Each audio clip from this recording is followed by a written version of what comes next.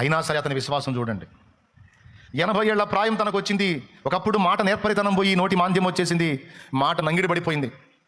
స్వరములో ఆ ఫోర్స్ అనేది డౌన్ అయిపోయింది. మరి రాజు దగ్గరికి వెళ్ళి మాట్లాడాలంటే మాట నేర్పరితనం ఉండాలి. ఆ నేర్పరితనం లేనోడు రాజు ముందుకు పోతే రాజు టైం వేస్ట్ ఎవడా వీడు తీసుకెళ్ళి పక్కన వేసేసాడు అంటాడు. అందుకే దేవుని దగ్గర ఏం చెప్పాడు? నేను మా నోటి మాంద్యము గలవాడనని చెప్పుకున్నాడు. అంటే మాట్లాడడానికి పనికిరాను సార్ నేను దేవుడికి చెప్పుకున్నాడు. నాకు ఆశ్చర్యం కలిగించిన విషయం ఏంటంటే సోదరులారా, 40 ఏళ్ల కాలంలో కనీసం ఒక పూట కాకపోతే ఒక పూటైనా రోషం వచ్చింది, బాధ వచ్చింది, పౌరుషం వచ్చింది, పరాక్రమం వచ్చింది, సంపాదన మీద రంది కలిగిద్ది. ఏదో చేద్దాం అనుకున్నా, ఏదో బెడిసి కొట్టింది, ఇంకా దాని గురించి ఆలోచన ఎవరు లెక్క చేయట్లా మనల్ని. అసలు మిథ్యాన వాళ్ళంతా ఏదో కింద కట్టారు నన్ను, లాభం లేదు సంపాదించాల్సిందే అని మీసాలు తిప్పి పౌరుషం పరాక్రమానికి పోయి టెంప్ట్ అవలా. 40 ఏళ్ళు అన్ని పడ్డాడు. కానీ తనకంటూ ఒక ఇల్లు కట్టుకుని, తనకంటూ ఒక మందన సమకూర్చుకొని, తనకంటూ అంత భూమిని సంపాదించుకొని బ్రతకడానికి ఇష్టపడాలా? అది నా పాయింట్.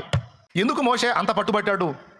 తన చుట్టూ ఉన్న ఆకర్షణీయ ప్రపంచం వైపు ఎందుకని చూడలేకపోయాడు? తనకంటూ ఏది ఎందుకని ఏర్పరచుకోలేకపోయాడు అంటే మీకు ఒకే ఒక్క మాట చెప్తాను. ఏమిటంటే భారం. అది